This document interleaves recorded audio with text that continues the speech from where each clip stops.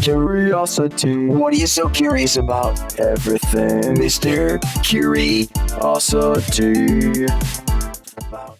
Alrighty, folks, Joe Snedeker here, Mr. Curiosity with the latest and greatest podcast.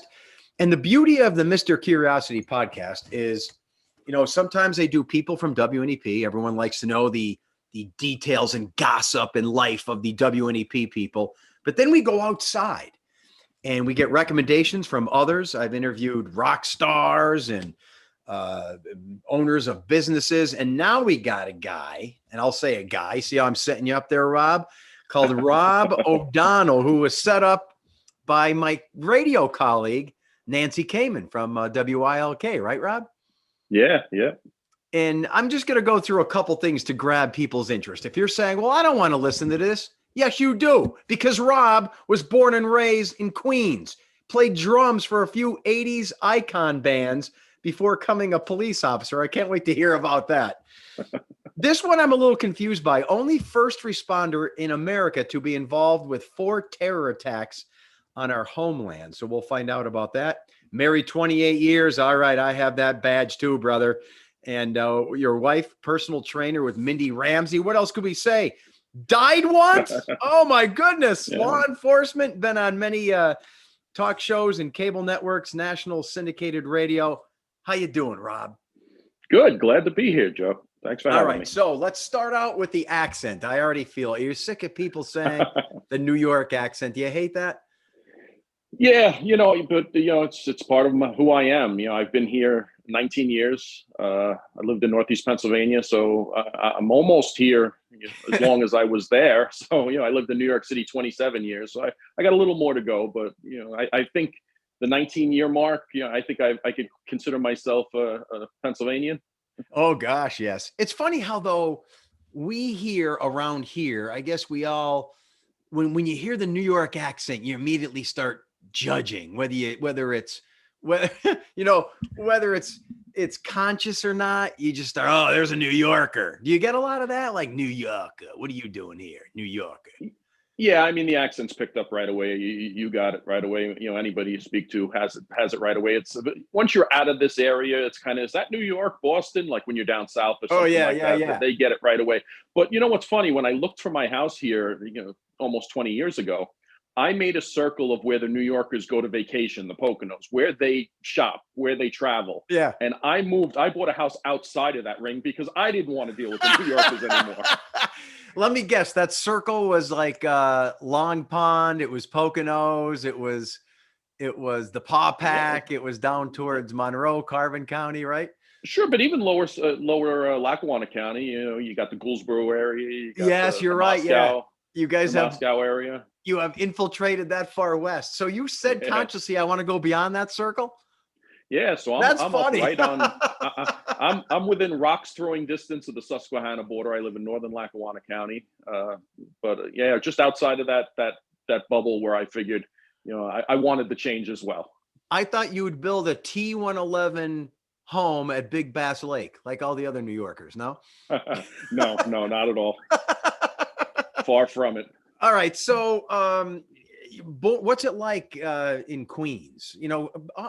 A guy like me who, left college for a few years to get out of the area, but married a girl from this area, born and raised in this area, have a job in this area, been a teacher in this area, a college professor in this area. To me, anything New York, Queens, Bronx, Manhattan, Long Island, it just seems intimidating. Big people, crime, energy, opportunity, but a lot of negatives too. Like, what's your take on the whole Queens upbringing? I wouldn't, when I look back at it, I wouldn't change it for anything in the world because I've traveled throughout the world. I got bored with the typical spring breaks when I was in college and even beyond when I was rookie police officer, going to Fort Lauderdale, going to the Bahamas, going to Cancun, Mexico. You did all that? Yeah, so I started traveling to South America. So my spring breaks consisted of me going to Bogota, Colombia, Caracas, Venezuela, and stuff like that. And just growing up, have that situational awareness of being born and raised in New York City, where it just back in the 70s and 80s was not a safe place. you have that situational awareness where I could travel anywhere in the world and feel comfortable and not feel like there's a threat around the corner, because I'm just used to always looking around the corner. And my kids and wife and people that I would go traveling with now, just walking down the street, my wife and I went to New Orleans a couple months ago. And as we were walking, I was pointing out people, saying, "Oh, see what these people are doing? They're looking to pickpocket someone. See what this person is that doing?" right? So you have this keen sense of awareness, this hyper Yeah, vigilance. you do. Yeah, you That's do. interesting. And now, I am very thankful for that upbringing, and I see my kids; they're all grown now. My youngest is just turned 20. My oldest is 27, and when they go to places like New York now, or they travel to New Orleans or somewhere themselves, I know growing up in rural Pennsylvania, they really don't have that, because I moved here for the rest of my life to raise my family and grow old. This. I don't want to look over my shoulder anymore. I don't want to look around the corner or ahead of me to see what's going on. And this is really a great place for that. Yeah, it is. I'm already judging you though. When you said that when you were in college, you went to South America, I believe you said. My parents and my family didn't even have the money for me to get out of Lackawanna County. I'm guessing, I'm supposing that you come from some cash. Maybe the dad had a good job, mom, something like that. How do you vacation all around the world when you're in college? Quite the opposite, Joe. I have two brothers. My mother was a stay-at-home mom. My dad worked 2 and 3 jobs, barely making ends meet. But they thought growing up in New York City with 3 sons, it was better for a mom to be home and have a watchful eye on them. She was without a doubt the disciplinarian of our family. So it was struggling times back then. If you got hurt or needed to go to the hospital, it was, well, how bad is it really? Because the hospital bills are hospital bills. And it really was not. And my parents ended up leaving to Boston because my father did get a better job, as time went on. When I think I just turned 21, and they moved, and I took over the townhouse that we were living in, the apartment we were living in, right? And continued living there, as an adult where I grew up. But my motto was always work hard, play hard. So I worked when I was going to college. I was going to college full time. I worked 2 and 3 jobs, and saved my money, because when I went on vacation, I didn't want money to be an obstacle for those week or 2 that I was on vacation. So that was my motto back then. I take my judgment call back then. But I would seriously vacation in Lackawanna County when I was in college, and some of my friends would go to like Cancun and the bikini girls in Miami and Fort Lauderdale, and I was stuck here. So I'm glad you did that. So in high school, though, I'm trying to picture a high school in Queens, and of course you can't simplify something that broad, but what was it like? It's actually real easy to picture. If you ever see the movie A Bronx Tale, the high school they use in that movie, where the young kid and meets his girlfriend, that's my high school, William Cullen Bryant High School in Woodside, Queens. So That was filmed in my high school. But you look at the high schools here. I think our total population of a high school here is like 400 for the entire 4 grades. Yeah, most graduating classes 100, 150, something like that. Yeah, I think my high school, it was like 2,200 kids for the 4 grades. Yeah. All ethnic diversity, all different types, right? And you're just in a way, you're just a name, you're a number, right? You don't even know some of your classmates, right? You knew your friends, and that's pretty much it. You kind of knew everybody by sight, knew the groups by sight, but you only knew your core group of friends and maybe a few others outside of that, because it was so big. So it wasn't like Welcome Back, Kotter? No, not at all. That's in my mind forever. Like anyone from New York, Welcome Back, Kotter. Yeah. A lot of old dingy buildings, a lot of poverty. That's my mental image. It's sad, but it's true. Back in the 70s and 80s, that was the case. It was the case. I tell people that, because now what they did to downtown New York, it's where the place people want to go now, right? When you picture. Well, not now. It was for the later part of the 90s and early 2000s. Pre-COVID, it's starting to get back there now. It's starting to, they're starting to let it slide to where, they're seeing touches of that late 80s, early 90s again. You're right. But remember all those movies from the 60s and 70s? It was just all crime and dark alleys and poverty. It wasn't just that. When I first became a police officer in 1991, my first assignment was Times Square, where you had all the pornographic theater, the X-rated theaters. You couldn't walk 5 steps without someone raped, shot, or stabbed or robbed. It was bad, but you learn the job very quickly by walking a street like So that. when was that, Rob? What year was that? What year did you become a police officer? So you get out of high school, and what happens? I started working. My goal in college was music therapy. I was a musician all through my youth, and I decided to go into a field that way. I worked for the Office of Mental Health as a crisis preventionist with emotional support students. Being a crisis preventionist, when they got too violent for the public schools, they put them in these campuses that were also residential homes. Okay. So they couldn't harm themselves or others. So I was a crisis preventionist where you learn to talk to them down from having an explosion in class, and being certified by the state to restrain them. So what was the major in college? Was like social work? It was music therapy. Music therapy. Get Yeah. out of here. And you seem like this big, tough, burly guy. You would never go into music therapy. Well, I was a musician, and I was a lot thinner in my youth. So you kind of fill into the age you are, I guess.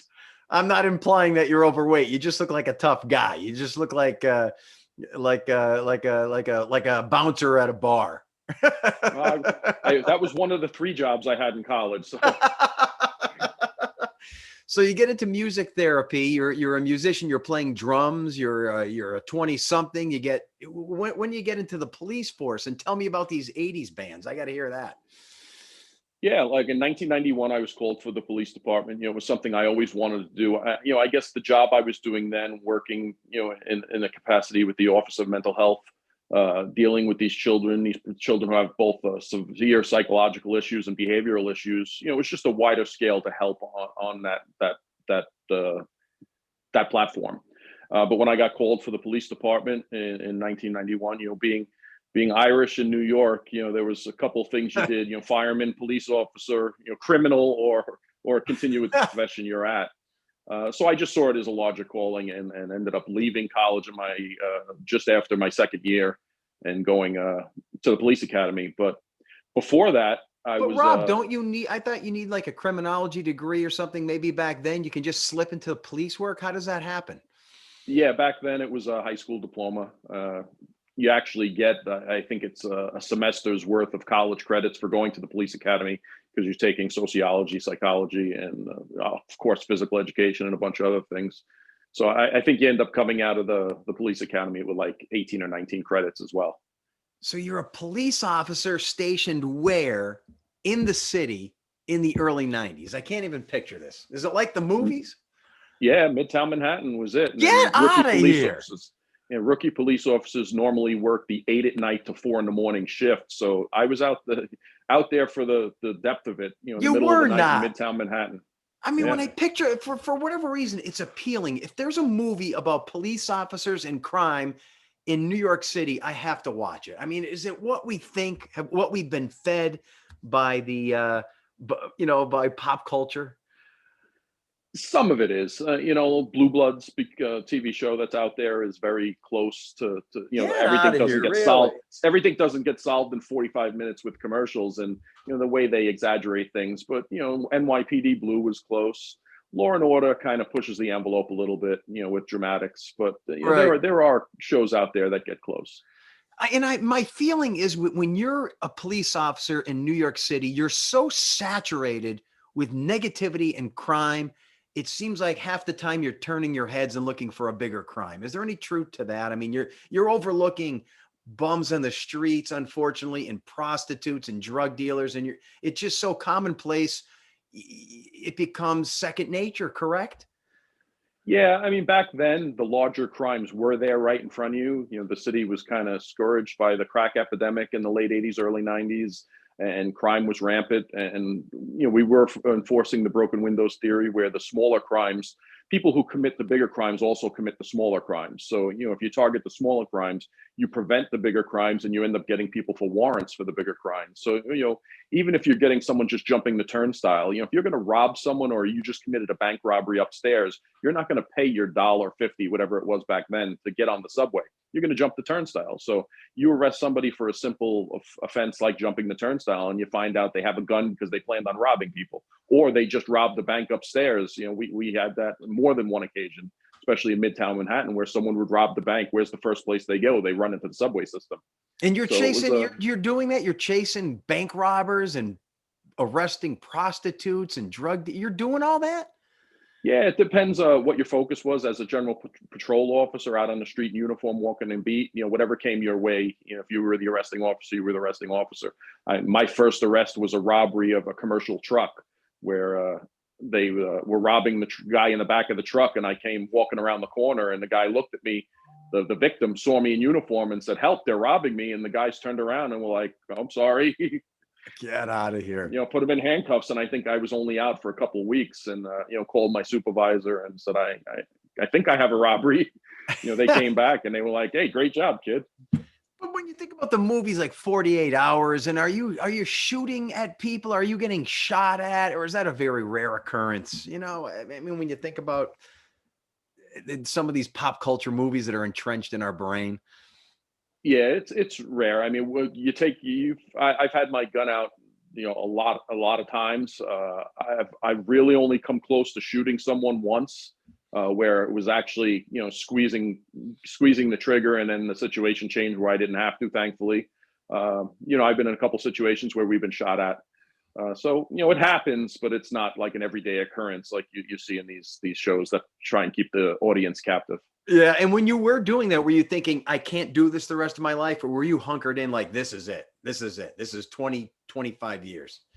It was a great job. I miss the work I did. I don't miss the politics of it. I don't miss where it's gone lately as far as, just targeting law enforcement as a bad entity. So I'm glad I'm out. I miss that the day-to-day work that we did, because we really did, and they still do excellent work. You look back and you kind of miss it. I don't want to get political in any way, but the whole defund the police thing fried my ham so much. Like in any profession, you're going to find a couple bad eggs, as they say, but come on, defund the police is just ridiculous. And to have you guys get a bad reputation is, when you're fighting the good fight and keeping the laws intact, how dare that evolve out of nothingness? Yeah, I mean, when you look at policing as a totality, I mean, there's 800,000 law enforcement officers in America. They have 30 million contacts with the public. When you look at the incidents that do happen, and I'll be the first to admit, policing is not a perfect profession. It never will be a perfect profession. But nothing is. But show me a perfect profession, and I'd love to study that, and I'm sure every police department in the country would love to study them. But I'll put law enforcement up against any other profession any day of the week when you look at the amount of contacts we have with the public and how often these bad incidents do happen. You are more likely to be struck by lightning, and I've actually run the actual statistics. You are more likely to be struck by lightning in America than you are to be unarmed and shot by the police. Wow, I love it. That's a great stat if it's accurate, but it seems like it should be, right? Based on the numbers. And I know my lightning numbers too. And it depends on where you are too. You have a better chance in Florida to be struck by lightning. These things I know. So are you playing drums at the time when you're a police officer? And what are your music interests at the time in the 80s? Well, 90s, right out of 90s. Actually in the academy, I was approached by the New York City Police Emerald Society Pipes and Drums to join. Okay. Because somebody knew someone who knew I played, and they were looking for membership. And it wasn't like they had to teach me how to play. It was like, okay, here's your uniform. You're marching with us that day. So they approached me. I said, well, at least let me get out of the police academy, because, being a rookie police officer still in the police academy, you don't want to put that kind of target on your back that you're getting special treatment or you're doing anything like that. But right after graduation, I joined and marched in the Fifth Avenue St. Patrick's Day Parade that year. And, I played with the pipes and drums all the way up until I was injured and really couldn't carry a drum and play anymore. So, is that right? That's awesome. So it was great. I mean, being Irish American with a last name like O'Donnell, graduating, here I am, a police officer marching down and leading the police department in the St. Patrick's Day Parade. It was a great feeling at first. After a couple of years, when it's snowing and icing on us, and you have 2 inches of snow on your drum, it was like, all right, maybe enough of this. But it was great to represent both my heritage and the police department in that fact. That is pretty cool. So are you a prolific drummer even now? I still have my drums. They're still here. My father was a drummer. My son actually played drums in school. We're talking about maybe him taking the drum set here just so we can get more space in our basement now. But every once in a while, it's good to put the headset on and go down and still play. You didn't play like backup to backup for Def Leppard or anything like that? The one-armed drummer? No. But to get back to that first question, like the '80s icon, it was funny. My middle school principal was the uncle of Debbie Gibson, and after her first tour and her first hit album, they ended up their drummer, I guess, on tour got a little crazy, and they ended up firing him, and they needed a drummer. So he reached out to me, knowing back in middle school and junior high school, I was a good drummer then, and I think I was only 19 at the time. And he says, "Hey, I want to bring you out to the studio and have you sit in with Debbie Gibson for her next tour." So I show up in a unnamed studio out in Long Island, New York, and bring in my drums, and lo and behold, here's Deborah Gibson and her entire band, minus a drummer. And they give you a week. Here's our CD. Learn the songs, and you learn the songs. And I ended up playing with them and sat down and we're in discussions with them. But it's in hindsight. Was she a nice person? Nice person. She was great. I mean, she I think she's only a year younger than me. So at that time, if I was 19, she was 18. She was still a kid. I believe 19, she started out like at the malls, right? She went from mall singer to pop star. Yeah, to Madison Square Garden, and the tour was on Madison Square Garden. So I ended up sitting in with them and doing some studio work, but thankfully, chose not to go on tour because it probably would have taken my life in a totally different direction. Oh God, yeah. What was her song? Why can't I think of it? I think I'm in Debbie Gibson. Debbie Gibson, help me out. You don't know what was there was "Foolish Beat" was one of her biggest hits. Doesn't ring a bell. But yeah. It wasn't my kind of music. I was more. No, I was listening to Todd Rundgren at the time, but whatever. Yeah. But then after that, on one of my spring breaks in the Bahamas, actually, I'm down there, and there's a huge club in Nassau, Bahamas, right off of Paradise Island, called Club Waterloo. Still there today. And it was just huge. It had 4 or 5 stages. It had a live band, 1 or 2 live bands, a DJ, and outdoor and indoor. It was just a real nice place. Right. And I ended up sitting in with the band. They were a band called High Voltage, and I ended up sitting in with them. And named after AC/DC's album, I bet. They were more of a Bahamas cover band, playing top 40 stuff. All right. But it wasn't rock and roll at all. It was all top 40s, dance music, pop, rock and roll, and stuff like that. So I ended up sitting in with them, playing a couple songs, and then they asked me to come up on stage as like the next couple of days I was there. They see me in the crowd and say, "Hey, come on up and play a couple songs," basically just to give their drummer a break. We played, and I went back the following year, and they changed their names to High Voltage to the Bohemians. Same type of music. They were still doing top 40 cover. And when I was down there, they saw me, the next year, recognized me and said, "Hey, come on up." Their drummer ended up breaking their hand. Okay. When I was there. And the next thing I know, they're knocking on my hotel door, and they're like, "Hey, can you come on over and play with us?" The drummer's name was Mo, broke his hand, and we need a drummer because he really can't play. So I ended up sitting in with them for the week I was there, and ended up staying. I called home and said, "I don't think I'm coming home. I'm going to stay in the Bahamas for a little bit." But, they wanted to set me up with a couple offshoots for their bands in the Bahamas. And you can only stay up late at night, wake up early, and drink the rest of the day so many days when you're 20.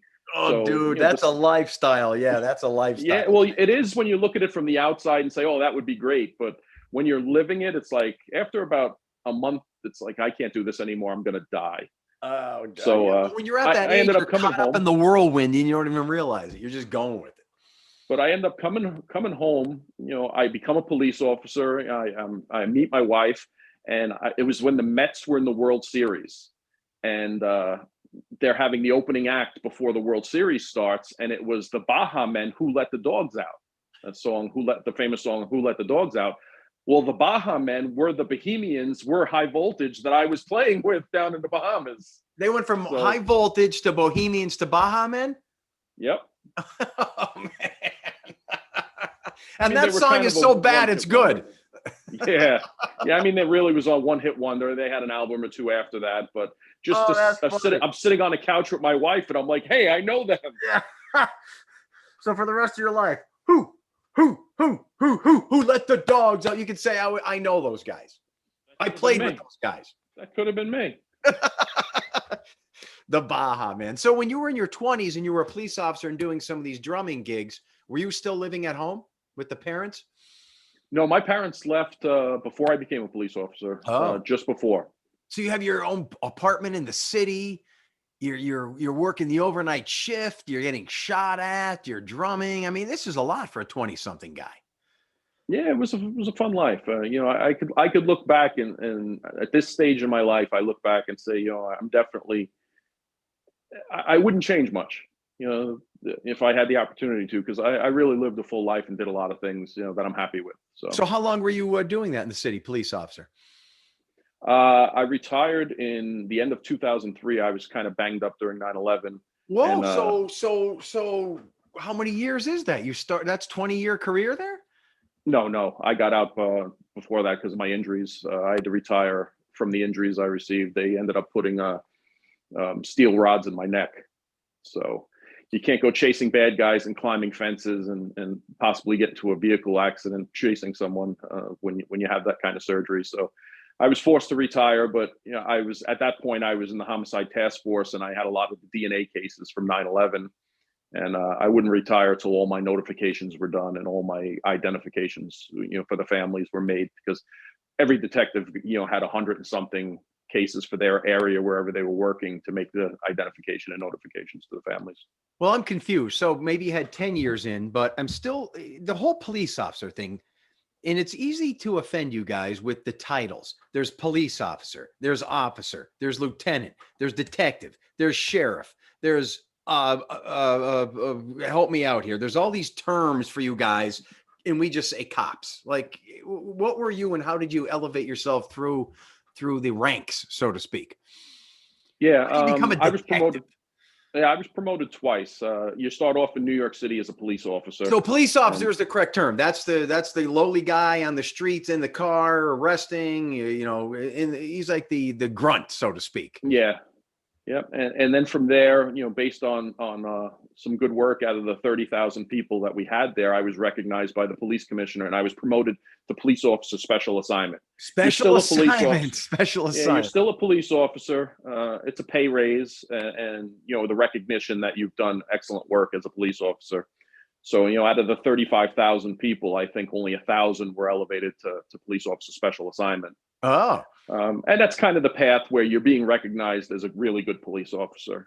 So it was an honor to have that. And I had that for a while. And then from there, I went into the investigative. There's two avenues you can go as a police officer. You can go the investigative route, which brings you to detective sergeant, squad commander, which is a lieutenant or captain. Or you could take tests and get promoted from police officer to sergeant to lieutenant to captain to deputy inspector, chief, and then so on from there. So you're rising up through. Is that how it works then? Most police officers don't think this is it for the rest of my life. I'm going to start working up through the ranks, right? More or less. Some people just love the street work and that's all they want to do. Taking the test and becoming a boss and a supervisor of other people didn't really interest me. I wanted to get promoted through the investigative ranks. So, that's where I went into the investigative path. You have to work there for 2 years. And then after that, if you have the evaluations and the record to do it, you get promoted to detective. And from there, they have their own promotion. You can get detective first grade, detective second grade. Let me get back a little bit. When you're made a detective, it's a detective third grade. That's the lowest rank of detective. And then it's detective second grade, detective first grade. That goes up those ranks. And at any time, you could take the promotion test to become sergeant. But I like the work of being an investigator. So that's the route I went. Here's my impression. There's a dead body on the ground. They have the chalk outline. There's 5 police cars. The lights are going. And here comes the detective. He's got his regular guy clothes on, maybe a suit. He's got a little notepad. He flips it. He comes onto the scene. Everyone parts their ways. And he's like a big shot telling everyone what to do. Is that accurate? Well, not the big shot telling. It's your crime scene. You're in charge of it. It's your investigation. But you have the same rank as a police officer. So it's not like you're ordering people around. Okay. You're asking people to do things. It is your crime scene. You're in charge. Mm-hmm. But it's not like you're barking orders at people. A sergeant is still my supervisor and lieutenant is still my supervisor. But they kind of let you take control of it because it's your thing, not their thing. They're there to guard the crime scene and protect it. You're there to investigate it. So you must understand, though, a lot of regular guys like me, all we know of what you do is what we see in the movies. There's no other angle on your life other than the movies, because how else would we know? So do you get mad when you see this on TV and you're in movies? You're like, no, it's not like that. Stop. No, it's like anything. I mean, it's like any profession. You know, what you see on TV. I'm sure these medical shows on TV, these doctor shows. You know, the same thing. The medical professions are looking at it going, that's not how this works. Yeah. You know, I mean, when I was on the radio with Nancy last week, the producer said, "Hey, do you go home? Do you watch real live TV or police TV, or do you watch these police shows?" And I said, "You know, do you go home and watch WKRP in Cincinnati?" It's not something that interests me. I lived it. I've done it. I'm not going to sit and watch it at home on my spare time. A great show, by the way. Who's your favorite character on that? Johnny Fever? Yeah. Yeah, he man, if you grew Les up Nessman, I mean, you can't you can't put aside Les Nessman. And we all need bosses like the GM of the place, right? He was just a good. That was just a perfect cast. That was the office of yesterday. It really, you know what? It was just the perfect cast of characters that they put together from all different backgrounds. You know, Lonnie Anderson's the secretary. You had the boss. You had the program director, Cowboy. You know, you had the soul and blues DJ. You had the rock and roll DJ. You had Les Nessman. If you were a teenager in the 70s and 80s, man, you had it made with shows like that. As God is my witness, I thought turkeys could fly. Classic. It doesn't get any better. So what happens to you to allow, or at least proceed into this being taken from the business? You said you had some injuries, or you had some, how did that happen? Was it just a part of the ongoing process of living, or were there an incident? No, just getting banged around. I was there the day of 9/11. You know, moving stuff, trying to sift through stuff. I was there. I worked the scene for a year after, you know, during the recovery process. But I was there from that day working for a year, and just getting banged around that day, you know, running for our lives, hiding under things, getting knocked around. Could you tell me a little bit about that? So it was this clear blue sky day, right? You were, I'm trying to do the math here, 30 something, right? At the time? 30, yeah. 31. 30. So you're 31, out of nowhere, the attacks occur. And what did you get, like, were you on patrol at the time, or you woke up the next day and they said how did you get onto that environment?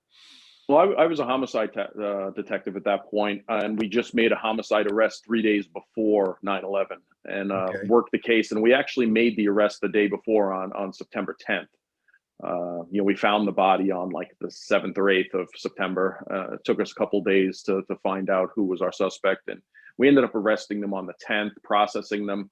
And when all was said and done, I think it was like 2:00 in the morning on September 11th that I finally brought them downtown and lodged them. And that's like you see on TV. You bring them downtown and you put them in the big building. Is that right? The jail cells. Yeah, because the NYPD, you know, uses the same building that they've used in the 40s, you know, to house prisoners. Get out of here. So it is. That's interesting. The gates slam, the bars locked. Yeah. And it's right across from the courthouse, so they'll go to court the next morning. Were you still doing overnights then, or no? No. I was working when you catch a homicide, when you catch a murder, basically you work until all leads are exhausted. It could be 2 days, it could be a week. You know, you're going to sleep in the bunk room for an hour or two, but you're going to chase down leads until you catch somebody. Or it goes so cold that there's really nothing else to chase. That's one of the great things, you know. That's where the show 48 Hours comes from. You know, you'll work that 48 hours straight. Oh, I regardless. see. You don't go, there is no, my shift ends now, I'm going home. If you're the detective crew that catches that murder, you're working in different directions. You're following different leads. You're going in different directions until all the leads are exhausted, or you get on a lead and catch somebody and bring them in. And at that point, you know, now you have Miranda rights, questioning, video, you know, confessions, writing statements down, doing the paperwork and all that. So, you know, you could be working anywhere from a couple of hours to a couple of days to a couple of weeks, you know, straight. So it's like you're on call 24/7. Yep. So we just finished, and I told my boss, I was supposed to be in at 7:00 the next morning. It was 2:00 in the morning. I said, "Hey, we've been working this case for the past couple of days.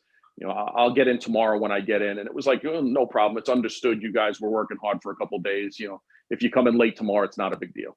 Right. So, I was home just getting ready to go in because I think I was planning to get into work at like 9 anyway. And I saw the first plane hit the tower, and on TV while I was getting ready. I was just out of the shower. And where And are you at this moment? Where are you? How far away from them is your apartment? in Long Island. Wow. West Coast, West side. So you're near the city. Yeah. So western side of Long Island.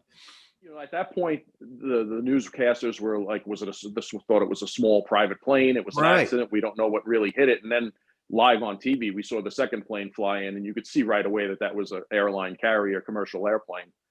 So, at that point, it's grab everything, grab my red light in the car and get it up on the car and start heading in. My brother worked at the World Trade Centers in Building 5.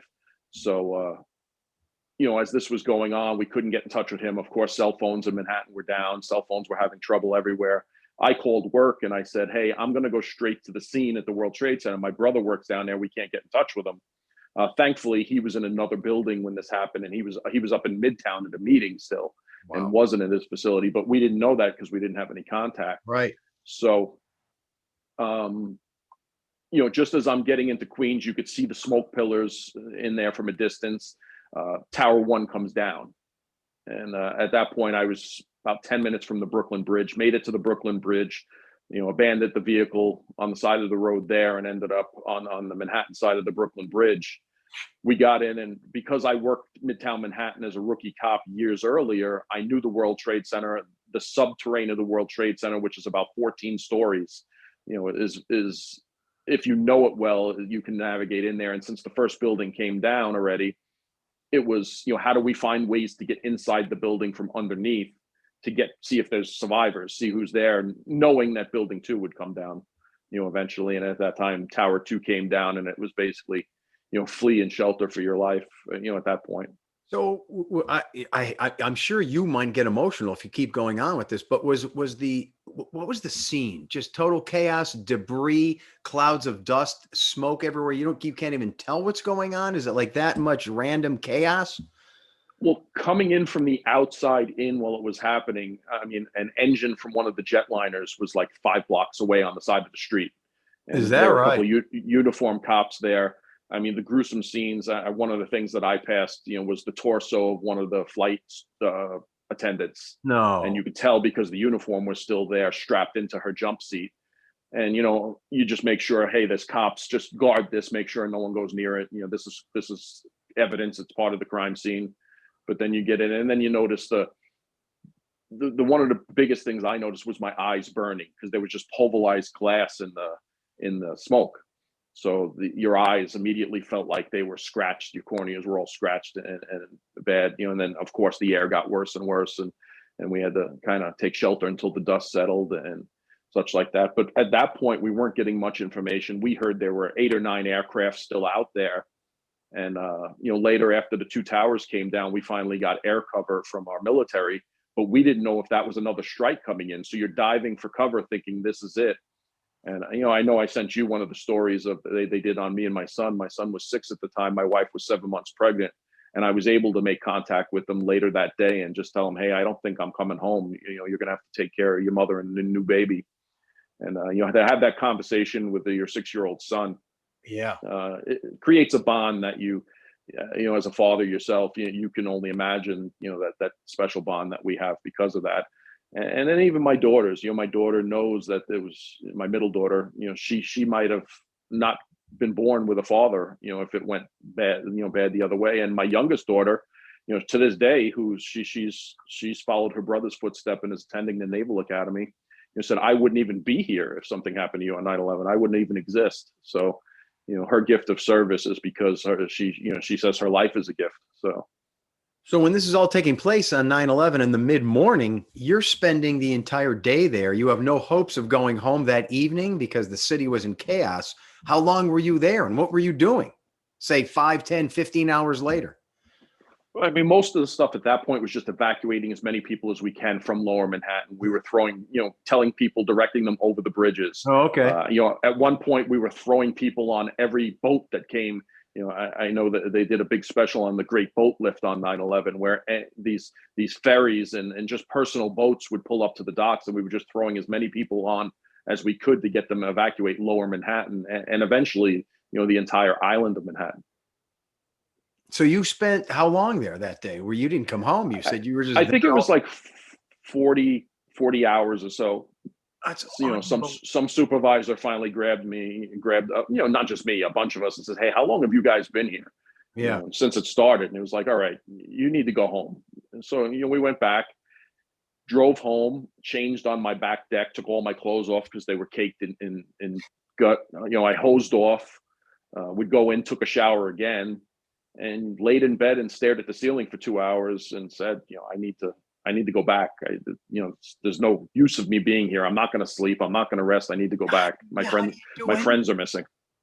How do you do anything in that circumstance? And now, decades later, I know the instances of respiratory illness and cancers are on the increase. Some of your friends, you yourself, have you been tested? Is everything okay?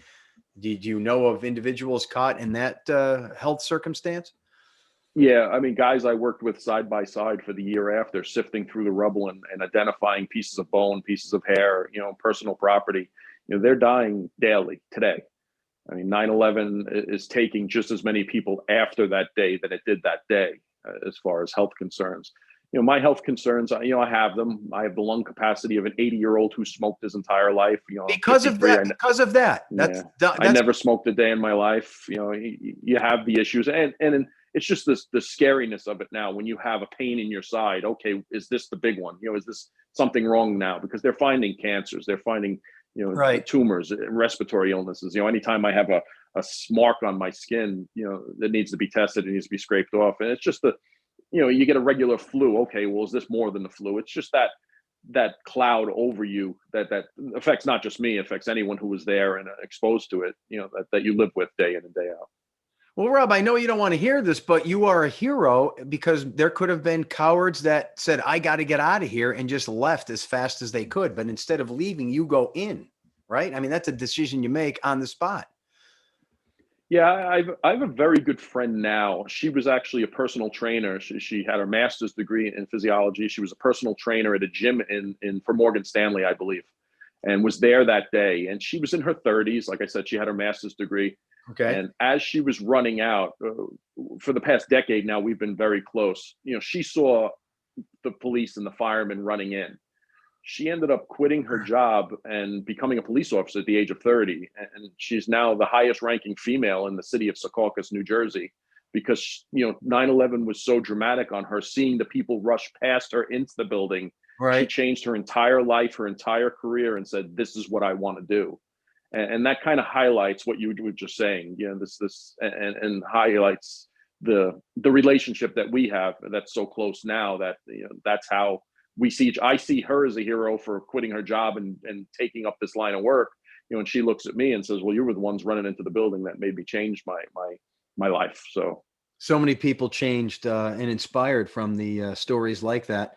So is it safe to say for you, if 9/11 didn't happen, we wouldn't be having this conversation? Because when you leave in 2004, was it like the byproduct of that situation in a way? Like, I got to get out of here. I need a new life. I need a change. Well, one of the things working as a police officer in New York City is you have a residency requirement. You have to live in the city or the surrounding boroughs. So once I retired, I did not have that anymore. I wanted to get out of the area. I wanted to. Even before 9/11? No, when I retired. So 9/11 happened. I worked. I didn't have my surgery till about Thanksgiving 2003. I had my daughters. My daughters are 11 months apart. I had them back to back in 2002. And how I realized that we're having issues is I had one 1-year-old and I had one brand new newborn in a car seat, and I wasn't able to carry them. I was losing all function in my left side. So, went to the doctor, started getting things done. They said, yeah, you have fractures and compression in your C-spine. You're going to be paralyzed if we don't go in and fix it. So, in the end of, I lived with the pain. During 9/11, you knew you were hurt. You knew during the recovery that things weren't right, but there was no such thing as, hey, I'm hurt, I need to go home. You went in and did your job because, that's what we do. And, I had the surgery finally because I realized that, I can't lose function in my left side. Had the surgery in the end of 2003, and was retired right after that. Cause like I said, you can't have that kind of surgery and still, take the risk of chasing people over fences, getting into a vehicle crash. So I retired on December 31st of 2003, found my house here in Northeast Pennsylvania on January 3rd of 2004. So I think it was three days later, I found this house. It was the second house we looked at. It's, the area well. It's on top of Bell Mountain. I can see the steam coming from the Berwick smokestacks from my back deck. Yeah. And we looked at the view, we looked at the house and said, yeah, this is where I want to spend the rest of my life and raise my children. But back up. So if I took you in your brain back to 1998, 1999, 2000, and someone said, oh, in 5-6 years, you're going to be living in rural northeastern PA, would you have believed that, or were the makings of that already happening? Did you know I can't spend the rest of my life here? Or is it? No, I would have done 7 more years with the police department. I think I retired with 13 years on. So I would have been there for at least another 7 years. Who knows where my career would have been at that point, stay another 5 years, or if it's something that's really looking, who move, I could have moved to Florida like all the other snowbirds do, retire and move to Florida. Savannah, Georgia. Actually, the two places that we wanted to move was either Northeast Pennsylvania here or Savannah, Georgia area. My wife wanted to stay closer to New York because, you talk about me being from Queens with an accent. My wife's from Brooklyn. With an accent even worse than mine. So, but that day in 2002 or 3 or early 4, I don't know, I'm trying to create a dramatic situation here. You open up a map or you're on Google. What makes you search Northeastern PA? Like what made you target even Lackawanna County? What is it? Did you have a relative, friend, something? Yeah. My parents lived in Moscow, Pennsylvania. Oh, down there. And I ended up losing my father at the age of 59 to colon cancer. And he died an hour and 15 minutes into September 12th of the 1-year anniversary of 9/11.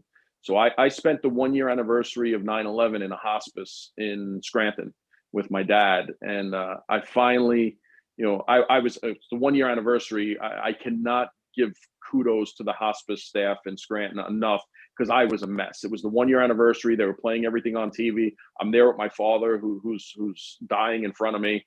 And, they were great. I think they took care of me more than they did a lot of the other patients that were there, unfortunately. But they were great. And I think I just dozed off, and it was like an hour and 15 minutes into 9/12. He held in and didn't die on the 1-year anniversary. And they woke me up and said, he's gone. So my mom was here, at a young age. Like I said, my dad passed away at 59. This was 2002. I had the 3 children at that point. My mom was here by herself. So I said, let's look to get somewhere closer to her so she can, have the grandkids around and kind of preoccupy her, after she's newly been alone too. So it was kind of a no-brainer there. But I still moved out of that bubble where the New Yorkers go. Dude, you've been through a lot, though. The stories continue. So since 2004, you settle in. I'm assuming you're not at the point in life in 2004, 5 where you're like, okay, I'm set for life now. I'm 40 some years old, 30 some years old at the time. What were you thinking? I need a new career. I need a new job. What do you do next? Well, it's kind of just reevaluate everything at that point. I moved here. I think we finally moved in the middle of April, so it was springtime, and meeting the neighbors. I live in a real rural area. It's a dirt road with not many neighbors. All right.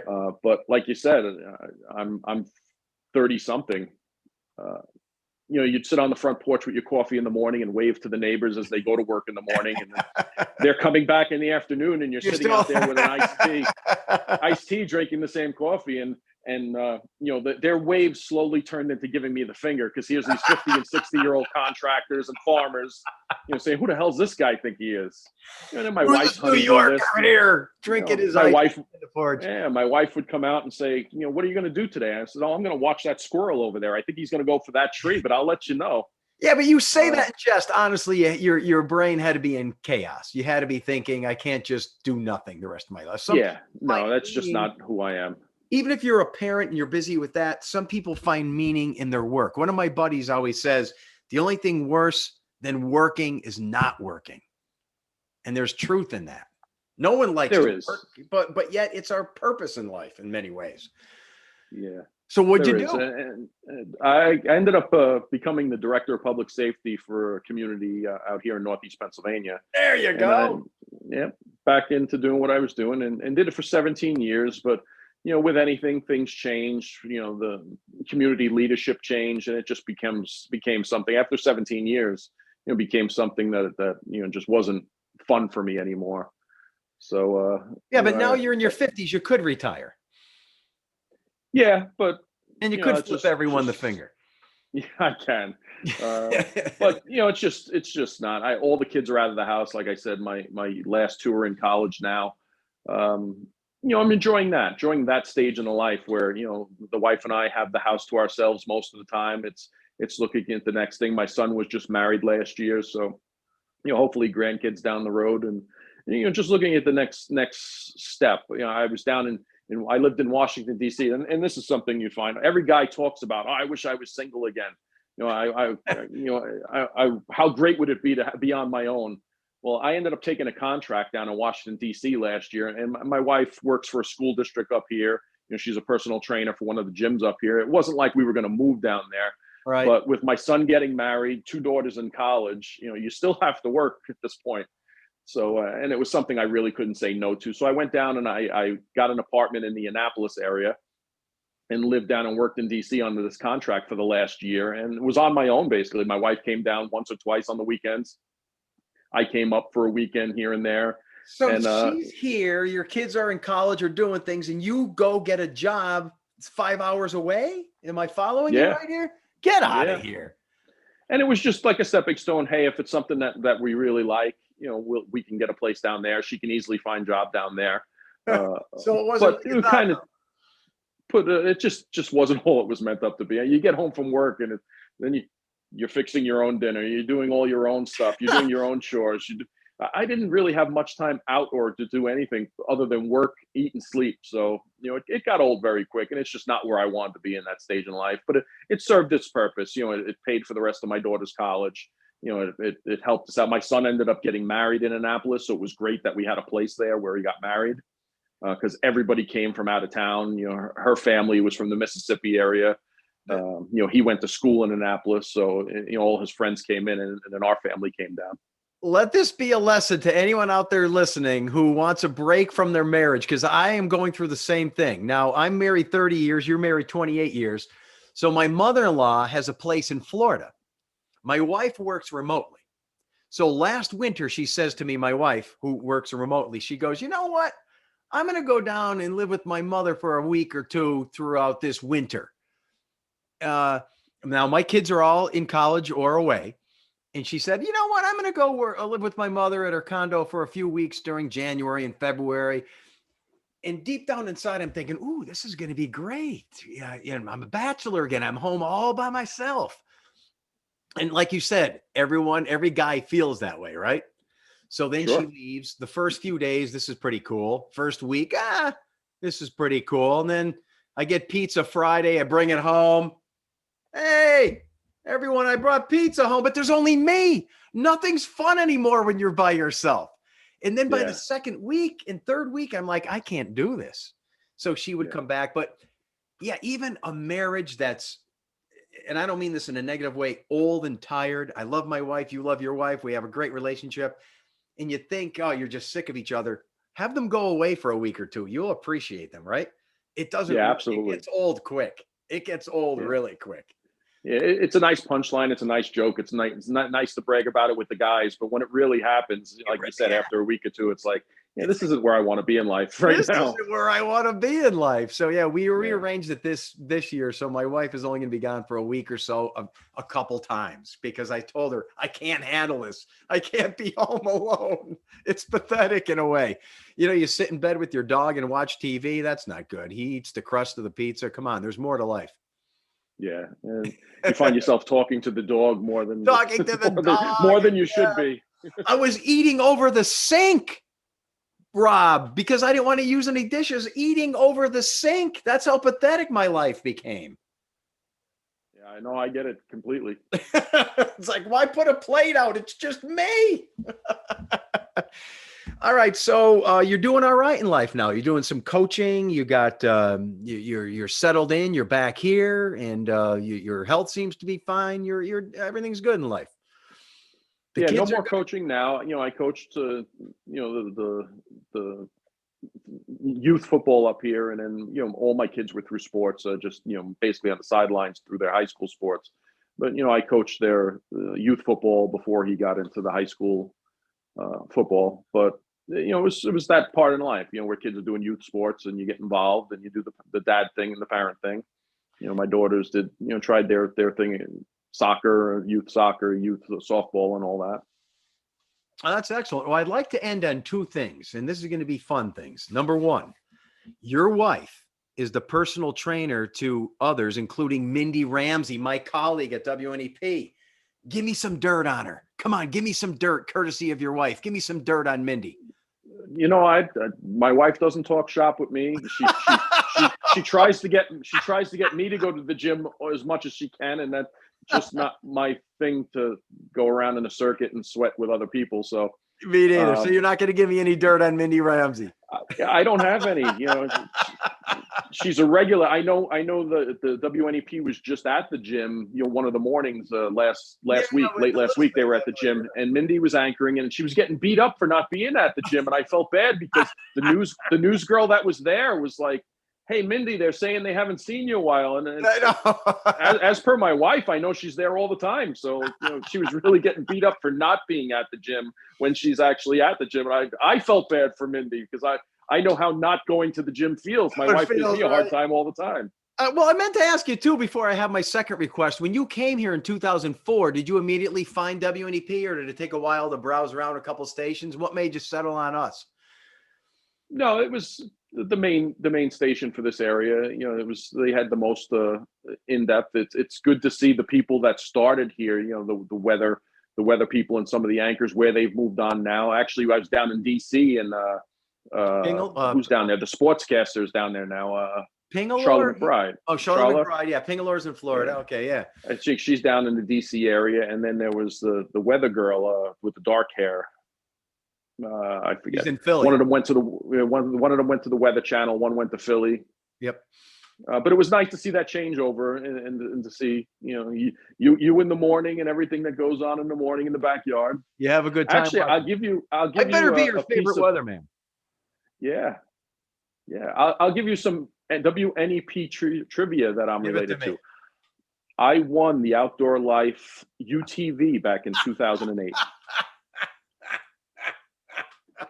I bet you that sucker's outdated now, huh? It's still in my garage. Okay. Don Jacobs presented it to you, or who delivered it up to you? Who was the other guy with Don? Don wasn't there that day. It was Don Jacobs, his partner. Yeah, okay. I can't remember who that would have been back then. But so they actually featured my son because he actually shot his first buck the day before we went to pick up the UTV on the air. Excellent. I love it. All right, so here's my last request, Rob, and then we're going to end this thing. Are you ready? Let's pretend we're back in the day. It's in the 90s, early 2000s, whatever. I did something illegal. This is it. Give me my Miranda rights. Let's see it right from memory. There we go. Oh, come on. You can't do it? Come on. I want them all. You can't? Really? From all the TV shows, I can almost do it. Yeah, actually, you know what it is? You never had to depend on it because you always had to read it off the card and have them sign the card. Because people would just you'd leave out one word. You'd leave out an "and" or you'd leave out something simple and they'd say the Miranda's no good because you didn't read it properly. So we got so used to reading it off the piece of paper and had them sign it that they were given their Miranda. You really never had. It's like having do you know your kids' cell phone numbers? No, you press the button on your cell phone. No, yeah, you're right. So that's a good point because I would often watch movies or hear other police officers, and they, especially on PD Live shows like that, and they take out the card, and I'm like, They don't have that memorized, but you're right. They can't screw up even a one syllable, or the lawyers are going to be on them. See the things we learn here. Yeah. So it's not all movies and TV. There's a reason behind it. But because of that, in the laziness of the human brain, you never have to memorize it because you're always reading it. It's just like having I couldn't even tell you my wife's cell phone number. I press the button that says wife. Well, yeah, the brain prioritizes what it needs to know, and then it puts everything else in the back seats for a while. It makes total sense when you think about it. All right. Well, so I'm sorry I couldn't end on a high note. Well, you didn't. No, this is a high note. Do you think I have a police record or no? A guy like me. They could probably get you for traffic violations on that bike, I'm sure. The funny part is that here's a good ending for this. I was going through downtown German. This was like 3 years ago. And I'm a cyclist on a bike going through these small towns where there are no cars and stop sign after stop sign. So what I normally do is slow up, look, and keep going. I don't stop at stop signs when I'm on my bike training, doing a 30, 40-mile bike ride. Wouldn't you know, 3-4 years ago, I got pulled over by the police for going through a stop sign on my bike. I'm like, sir, you got to be kidding me. He's like, your bicycle must follow the same motor vehicle laws as everyone else. You must stop at stop signs. And that was a pretty funny moment. Would you arrest a guy like me for going through a stop sign, or at least pull me over? I mean, come on, let the little things go, right? Yeah. I mean, well, you're talking German Pennsylvania. How much do they really have? Yeah. It's actually, they deal with more than they should be for a small. Yes. They should be. They actually deal with more than they should be in a small town like that. But unfortunately. But that's something like that.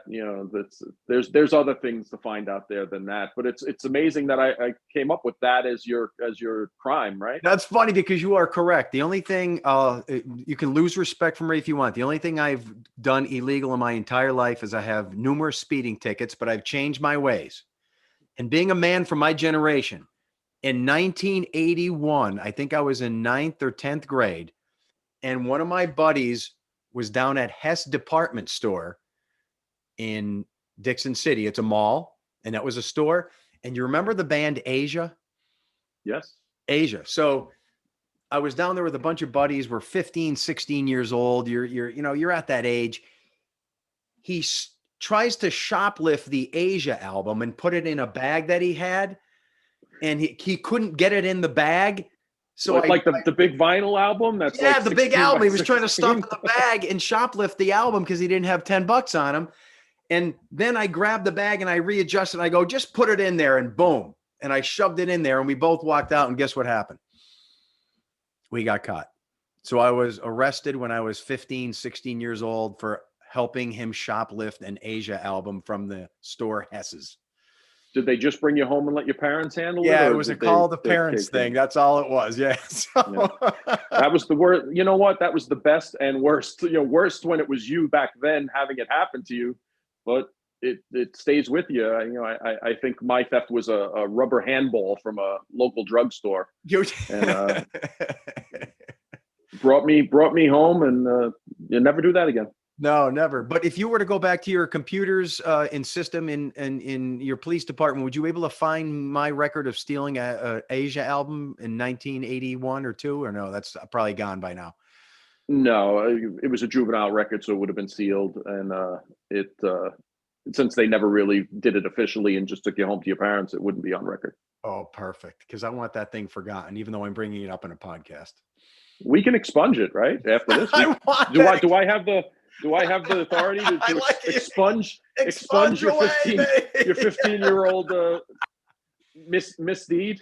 Yeah. All right. I learned from that. And Asia was a great band, by the way. Well, Rob O'Donnell, it was a great talking to you. Is there anything we left out that you want to shove in before we say goodbye? I think a lot of people can be inspired and touched and learned a lot about your profession and your career through your life arc and story. It's awesome. Law enforcement today and first responders in general, your emergency medical, your fire, and your first responders are really going through a rough time lately. With all the targeting of them as a profession.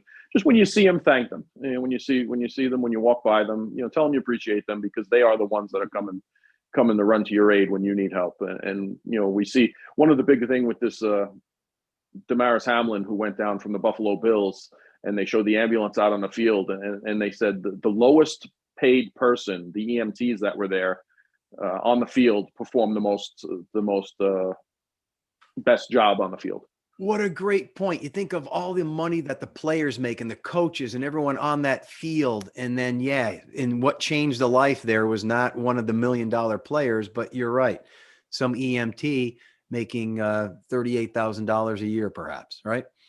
Yeah, sure. So, just if you're out and about and you see these, most of them volunteer EMS workers on the ambulances, your volunteer fire crews, or your local police, just say thank you and give them the pat on the back that they deserve, because they will run into fire and they will run into gunfire to save you. And I'm going to say it to you. Thank you. Just in the right place at the wrong time most of the time. That's my motto. Yeah, but you did the right thing. I appreciate it. And thanks for the interview. People, sometimes overlook your profession, but hopefully this helped a little bit. No, I appreciate it, Joe. Thanks for having me on. Awesome. Thanks, Rob. Curiosity. What are you so curious about? Everything, Mr. Curiosity.